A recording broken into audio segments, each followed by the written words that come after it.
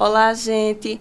Hoje estou aqui com um convidado especial, o Dr. Vitor, que é psiquiatra, trabalha com saúde mental. E hoje a gente vai bater um papo sobre sexualidade e saúde mental. Se apresente, Dr. Vitor. Olá, muito prazer a todos. Muito obrigado, Agna, pelo convite. Fico muito honrado para falar desse tema, né, que é a sexualidade, que ainda é cercado de tabus, mas é tão importante porque constitui Sim. a gente como sujeito, né?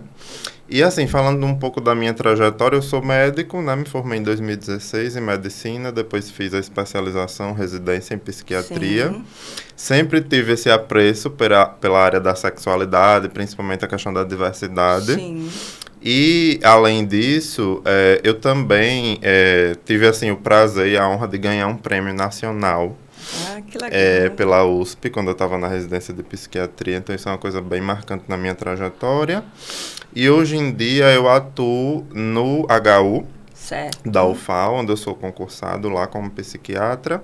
Atuo em consultório e também sou professor de uma universidade particular aqui. Então, esse é um pouco um resuminho da minha trajetória. Então, me fale aí um pouquinho do seu trabalho lá no HU, no consultório, o que Pois é. realmente, né, você tem contribuído com a sociedade. Pois é, lá no HU, assim, a gente atende de tudo um pouco, né? Sim. Várias situações, seja de transtornos de humor, de ansiedade, situações sociais. No SUS a gente se depara muito, né? Como a vulnerabilidade social impacta a saúde mental. E, assim, além de nos atendimentos a sexualidade perpassar, de algum modo, Sim. porque nos constitui, né? Eu também sou psiquiatra do ambulatório trans. Então, que os legal. pacientes transgênero especificamente, né, eu atendo esse público e é uma experiência muito rica, muito boa, eu aprendo muito lá. E é cada vez mais importante, né, a gente Sim. fazer esse debate que é super atual. Então, assim, eu atuo mais como um psiquiatra generalista, Certo. seja na faculdade onde eu dou aula, seja no HU, no consultório, mas eu acabo, vamos dizer assim, abraçando esse público da diversidade sexual, porque eu deixo isso em aberto, inclusive no meu Claro. Instagram, Sim. que sou seguro para pessoas LGBTs, e aí acabo tendo esse recorte desse público que Isso me é muito procura. importante, porque os profissionais, né, de uma forma, vamos se dizer, geral, Sim. não estão preparados para lidar com essas demandas, né? Dentro do consultório, eu já tive alguma experiência, um contato com um paciente que ele estava naquele período, né, da descoberta, na fase de transição. Então, assim, eu tive que buscar um pouco mais de conhecimento, mas eu entendia que tinha um limite, né? Então, a gente precisa, enquanto profissional, também reconhecer até onde a gente pode ir, porque essas pessoas elas já estão muito vulneráveis, né? Elas já estão tentando ser aceita ali pela sociedade, pela família, tem a própria descoberta também, né? E aí a gente precisa ter muito cuidado quando a gente vai fazer esse acolhimento. Sim, Achei muito pois é. legal e interessante saber, né? Eu sabia que tinha algum programa lá no HU, mas, Sim. né, fiquei muito feliz em saber que você faz parte dele. Obrigado, obrigado. E assim, é importantíssimo quando a gente fala nessas populações que a gente chama de minorias, Sim. entre aspas, pela representatividade social, mas que se a gente for contar, às vezes é a maioria da população, Verdade. né? E aí são questões delicadas porque a gente lida com um público muito vulnerabilizado e que passa pelo que a gente chama de estresse de minorias, Sim. que são fatores específicos que levam ao adoecimento mental desse público, né? Sim. E aí essa questão que você tocou do preparo, assim, acho que foi muito importante porque isso toca um pouco no que a gente conversou nos bastidores. Sim. Sobre a faculdade. Verdade. Né? Então, por mais que a gente tenha avançado, por mais que a gente debata esses temas, as faculdades ainda precisam melhorar o currículo nesse sentido, não só na questão da diversidade sexual, mas da sexualidade como um todo. Verdade. Tem um grande estudo acho que é Andrea Cronenberg Rufino, a orientadora. Sim. Desse estudo, que foi feito em faculdades de medicina de todo o Brasil em 2014, e ela traz que os aspectos da sexualidade geralmente são trazidos na faculdade de uma forma biológica ou patologizante Sim. e mais voltada para a heterossexualidade. Então, a Verdade. diversidade de comportamentos sexuais e outras questões ainda carecem muito e ocupam uma parte pequena do currículo. Sim. Sendo que, ao mesmo tempo, a gente sabe que sexualidade é uma coisa ampla e complexa que envolve corpo, que envolve as relações interpessoais, que envolve a cultura, que envolve a identidade, que envolve a história, a época, política, enfim. Sim. Antropologia é uma coisa muito ampla que nos constitui, né, como Verdade. seres humanos. Então, falta É isso verdade. na nossa formação. Eu me formei em 2014 e, assim, era muito vago essa demanda, né? Não tinha profissional preparado para, né? Sobre sexualidade se falava muito pouco, Pois é. né? Era uma disciplina pincelada, tanto que quando eu fui para a prática, foi aí que eu disse, não, peraí, eu preciso procurar um pouco mais de conhecimento. Né? Mas, como eu te falei, é algo que a gente precisa sempre estar buscando ali, porque toda hora a gente vai, né, se informando, a gente vai cada vez mais se familiarizando para poder dar esse suporte emocional. Porque o nosso papel é levar o bem-estar. Sim. Né? E muitas das vezes tem profissionais que eles não estão preparados para isso e acaba tornando aquela situação mais delicada para o paciente. Sim, produzindo mal-estar. Não Isso, deveria. verdade. Exatamente, essa palavra.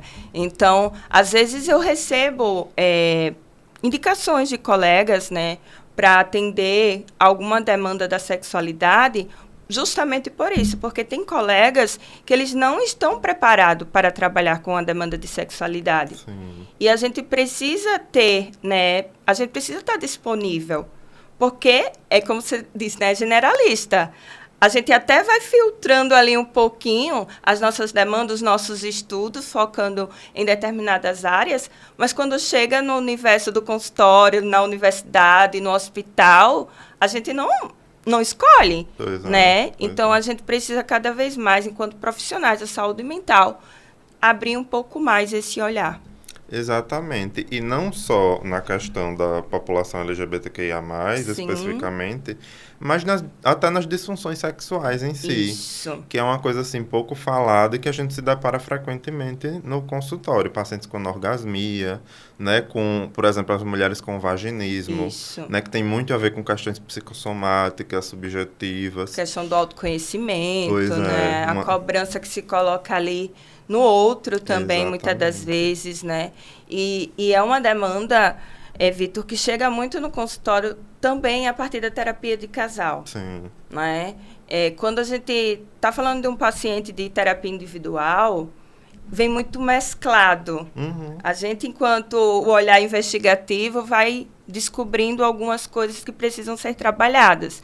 Mas na terapia de casal, muitas das vezes, o casal ele já chega com essa queixa de uma disfunção sexual, da frequência sexual, da falta de desejo, né? Então, a gente precisa levar o conhecimento para...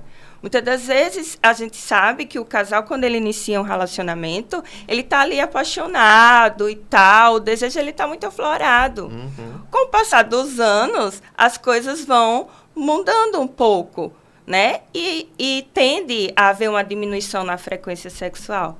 Mas aí vem aquele questionamento, será que a outra pessoa me ama? Será que a minha parceria ainda gosta de mim? Será que está se envolvendo com uma outra pessoa?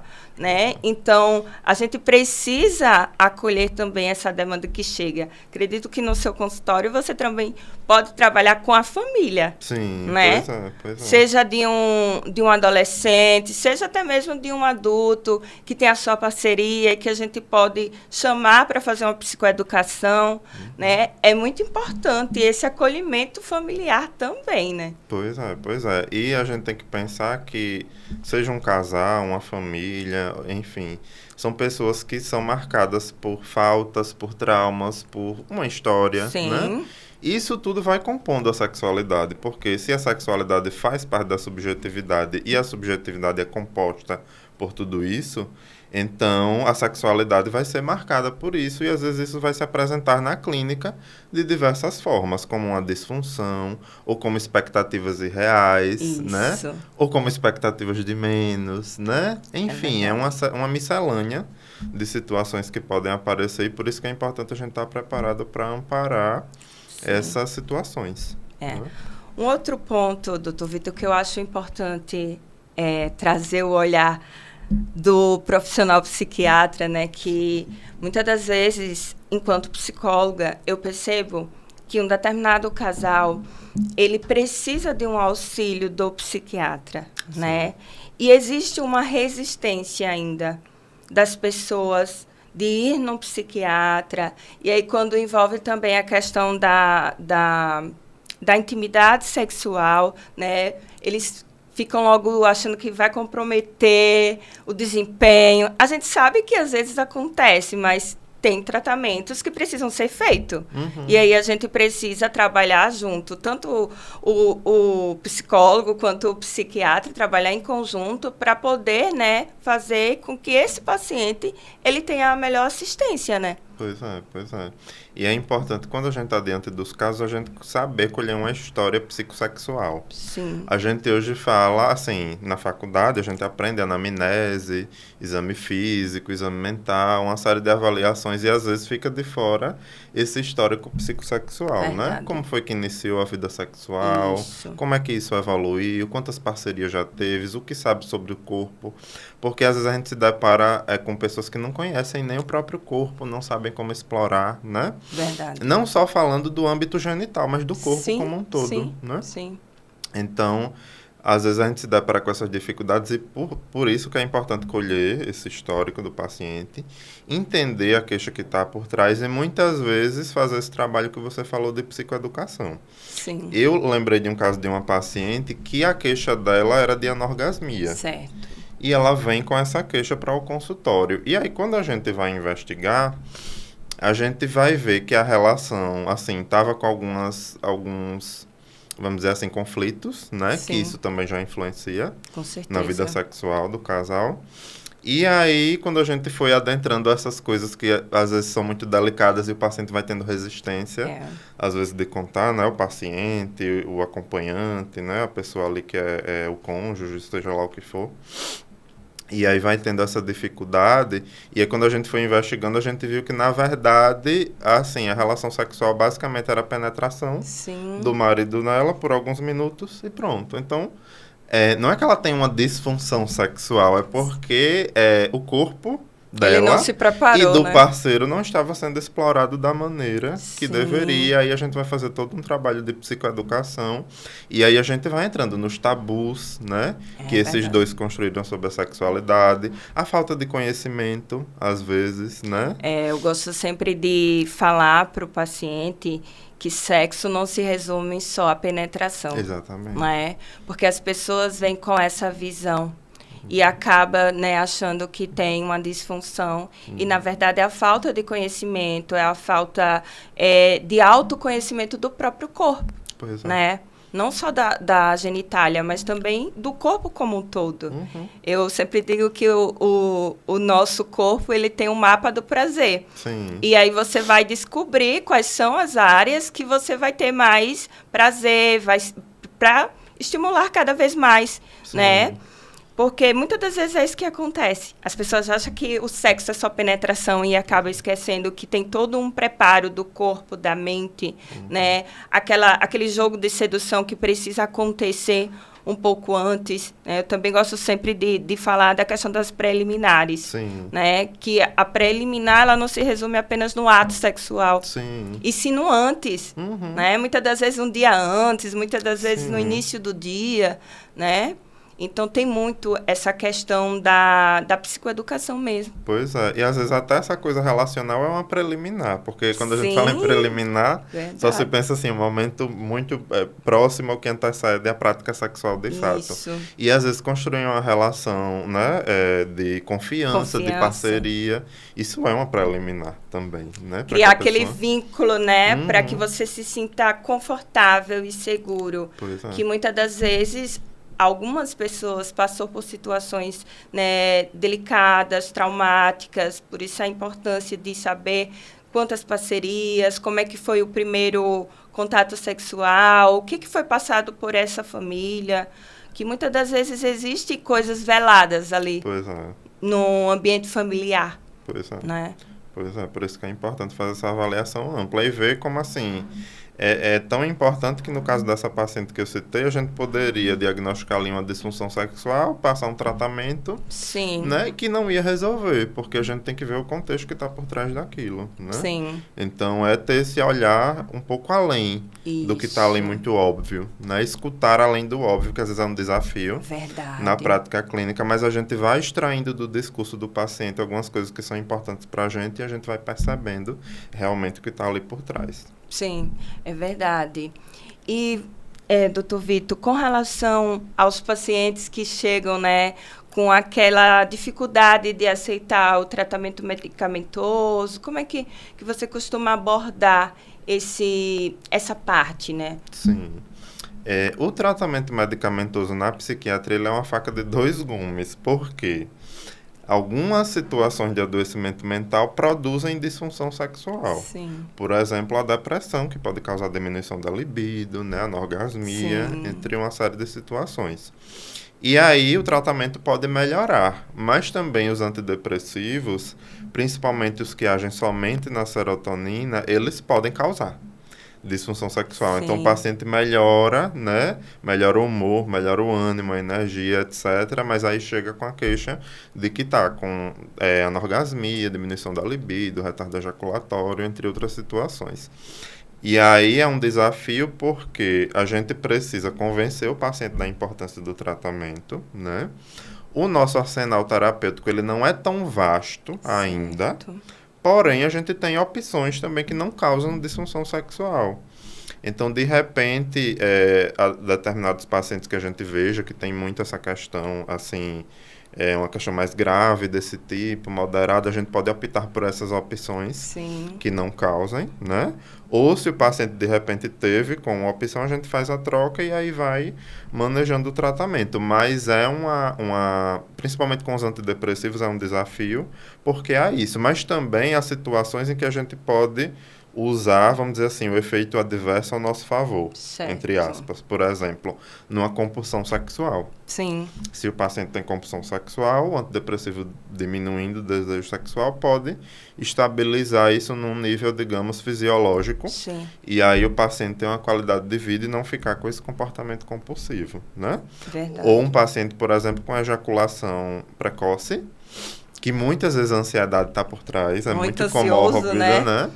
E aí o antidepressivo melhorando a ansiedade e tendo um efeito de retardo ejaculatório pode prolongar essa questão e aí o paciente não ter a ejaculação precoce. Sim, sim. Então eu acho que é uma coisa de saber quem é o nosso paciente, ver as características específicas de cada caso, ver se já usou medicações anteriormente, qual a resposta, quais os efeitos colaterais que teve e ir manejando isso para poder ter uma melhor qualidade de vida, que é o nosso objetivo no tratamento, né? Sim. E além desses artifícios de troca de medicação, a psicoeducação, a gente também tem antídotos, entre aspas, para a disfunção sexual. Certo. Então, é possível também manter aquele antidepressivo que o paciente se deu bem, porque ter uma boa resposta é uma coisa que vai influenciar até no prognóstico. Certo. Então, às vezes, a troca pode ser arriscada para o paciente instabilizar novamente. E aí a gente associa um antídoto, digamos assim, para poder melhorar isso. Sim. Por exemplo, a gente tem uma substância chamada buspirona, que em alguns casos a gente associa ao antidepressivo e aí o paciente pode ter melhora da questão da libido, do orgasmo, entre outras opções. Então dá para ir manejando, mas tem que sempre individualizar cada caso e fazer o melhor uso do conhecimento ali da literatura científica, Sim. né? Também tem aquela visão que a gente vai fazer da visão clínica, né? Que muitas das vezes o paciente ele vem com uma comorbidade, né? Quando o paciente ele chega no consultório dizendo que está muito ansioso ou muito depressivo, eu também gosto de pedir para que ele vá ao médico, Sim. né? Para ver como é que tá os hormônios, para ver tudo isso que é importante. Uhum. Que às vezes o paciente ele chega no consultório dizendo que ele está ali com um processo depressivo e muitas vezes ele tem uma comorbidade ali, né? E ele não sabe. Pois é. Então a gente precisa também, né, ter esse cuidado. Acredito que na sua prática também, né, existe esse trabalho né? Sim, a gente precisa contar com esse aparato, porque a gente tem que lembrar que somos subjetividade, mas também somos corpo, Isso. somos organismo, biologia, e tem uma série de questões que vão influenciar na saúde sexual, né? Então, é importante fazer essa avaliação clínica direcionada para a suspeita Sim. que a gente tiver e excluir possíveis causas daquelas situações que estão causando a disfunção sexual. Tanto que, se a gente for olhar nos manuais diagnósticos mais famosos, um dos critérios sempre é excluir uma causa orgânica para Sim. poder dizer de que se trata de fato de uma disfunção sexual primária e Certo. não uma disfunção sexual secundária. Porque a Sim. gente pode ter uma disfunção secundária, por exemplo, a doenças endocrinometabólicas, a doenças reumatológicas, a doenças neurológicas. Sim. Então, tudo isso é importante ver na avaliação. Por exemplo, até coisas simples do cotidiano como a diabetes, Sim. que podem influenciar e causar um transtorno erétil Isso. no paciente, e quando a gente vai ver é um transtorno erétil secundário. É Então, verdade. daí a importância dessa A avaliação. partir de um outro, né, de uma outra situação, Pois é. né? Pois E é. às vezes eles vêm tão focado naquela questão da disfunção erétil que ele acaba esquecendo dessa questão clínica, orgânica, né? Porque assim, eu sempre gosto de orientar, né? A criança, quando ela é criança, ela vai ao pediatra. Sim. O adulto, quando ele é adulto, ele vai ao clínico clínico geral. geral. Se for homem ou mulher, enfim, urologista, ginecologista, endocrinologista também, Sim. né? Então, eu gosto sempre de falar sobre isso. Ah, tudo bem, que bom que você está cuidando da sua mente. Uhum. Mas e do seu corpo, né? Somos corpo, mente e espírito. O que você está faltando aí ter um olhar mais cuidadoso? Pois é. E às vezes o paciente, às vezes não, quase sempre ele chega na urgência. É verdade. Eu quero resolver isso. Eu tô com essa disfunção e eu quero resolver. Quando, na verdade, a gente tem sempre que ter em mente que as situações de saúde sexual são complexas e multifatoriais. Sim. Então, envolve condições orgânicas, envolve condições subjetivas, culturais, sociais, etc. Então, a gente tem que sempre ter essa visão multifatorial e passar para o paciente até para a gente trabalhar as expectativas. Porque a gente tem que colocar para o paciente o que é realmente, de fato, né? O que pode acontecer, Sim. o que não pode, como é o prognóstico, né?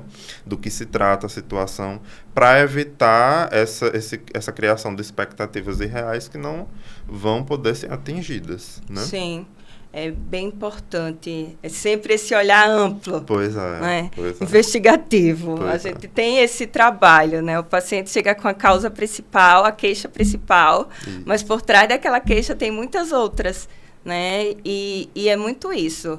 Ou é uma questão de psiquiatria ou é uma questão de psicologia. Uhum. E muitas das vezes nem é, nem da psiquiatria, nem da psicologia. Pois é. Mas o nosso trabalho é esse, levar, esclarecer ao nosso paciente, Sim, né? pois é. O todo. O todo, pois é. Pois é, então é muito importante ter essa visão multifatorial.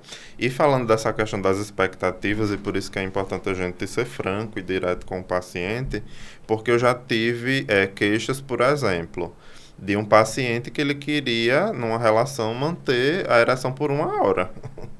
Que é uma coisa Sim. que não é fisiológica, que existe até parâmetros, um dos parâmetros é o que a gente chama de delay, que é o tempo de Sim. latência ejaculatória intravaginal, que é o tempo mais ou menos ali que, no caso de uma relação heterossexual e Sim. cisgênera, você vai ter do pênis penetrado na vagina até a ejaculação.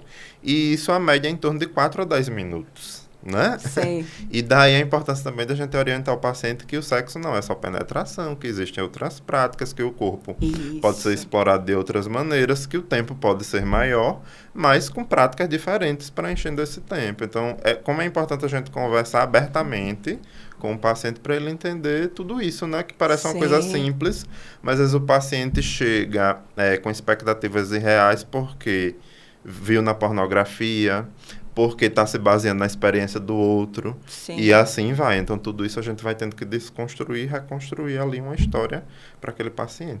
E essa questão da pornografia é algo também muito que eles trazem muito, né? Sim. Até que ponto o uso da pornografia, né, sai daquele dito normal, Pois é. né? Pois é.